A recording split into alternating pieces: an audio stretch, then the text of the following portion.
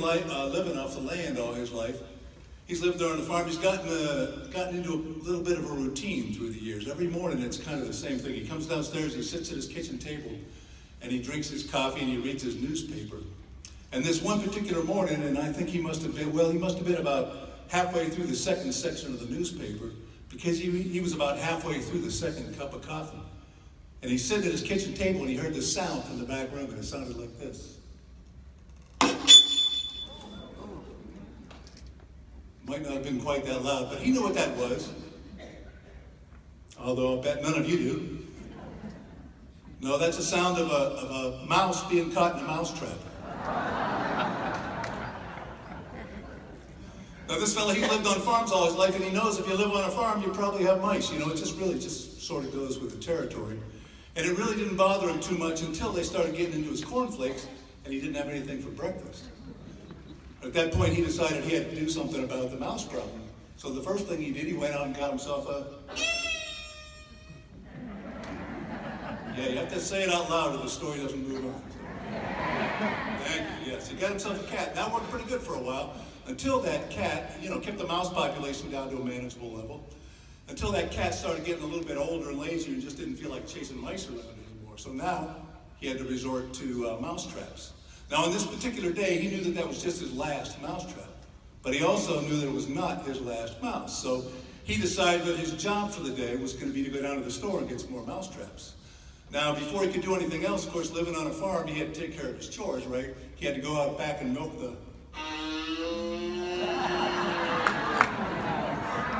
cow, that's right. And he had to slop the pigs, and he had to get some hay for the horses, and then he had to get the eggs from the...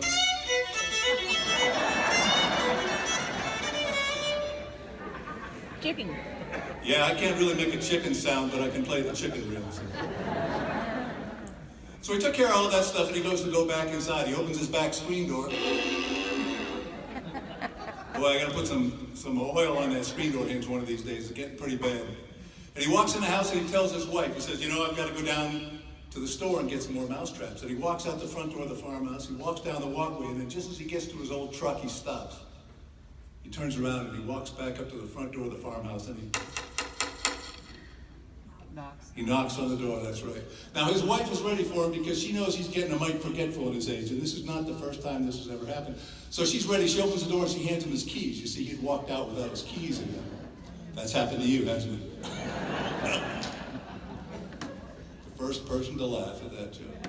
All right, so this time he's walking down the walkway and he looks over at his neighbor's yard. He sees his neighbor out in the yard. He's out there, he's...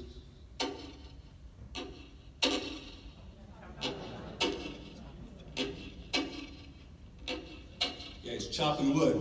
Wants to make sure he's got plenty of wood to keep him warm through the winter. He looks up at his neighbor's porch, and up there on the porch,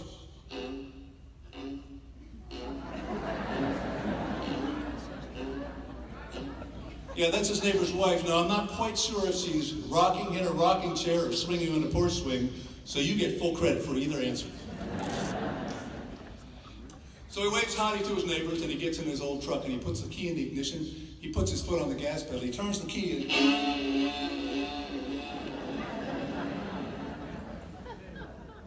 and nothing happens. So he pats the accelerator a couple times, trying to get that gas moving in the fuel line.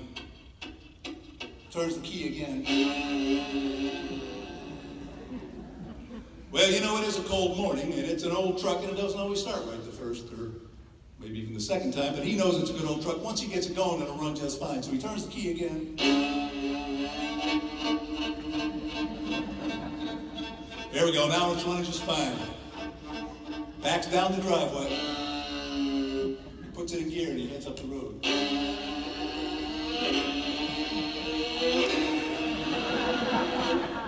You can hear him shifting his gears. He's picking up speed. He runs around, drives around the corner by his neighbor's place. He hears.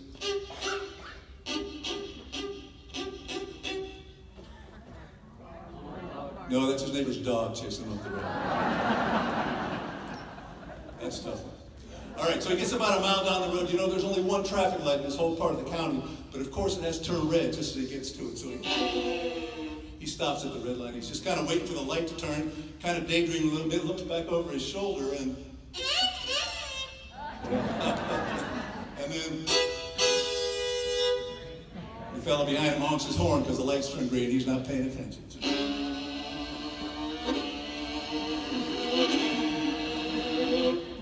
Well, he's picking up speed and he heads up on the highway. He's just cruising down that highway, minding his own business, and then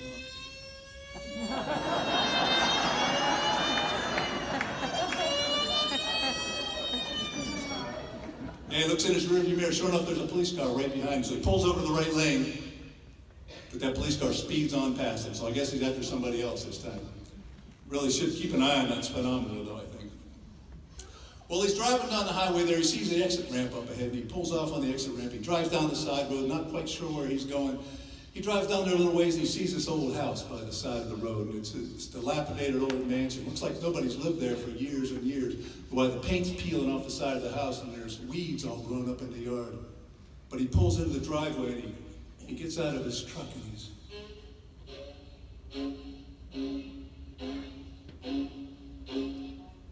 walks through all the dried up leaves that are piled up in the yard.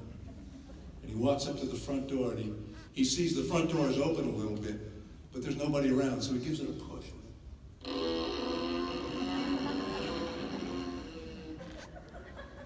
And the door opens, and he walks in the house, and his eyes are adjusting to the dark, but he doesn't see anybody, but he can tell everything's covered with dust, and there's cobwebs everywhere. And he's just standing there, doesn't see anybody, and then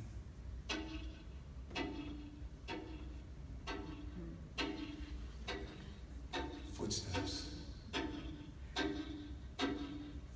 Closer. Closer.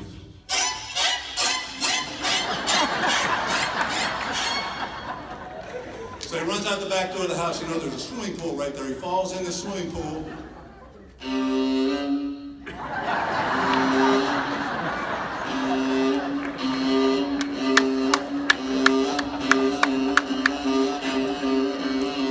That's right, they have a pet shark in the swimming pool. So he jumps out of the pool, he runs back to his truck and gets it started up, and he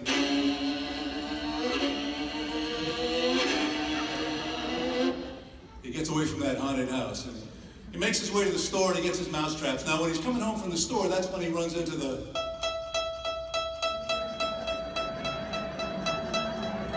train crossing. And the gate's coming down, the bell's ringing, that means he's got to stop and wait for the train.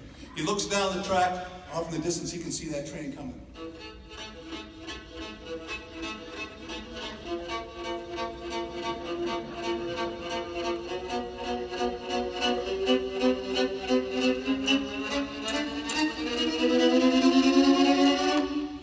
Gets closer and closer, he realizes, well, this is not just any ordinary train.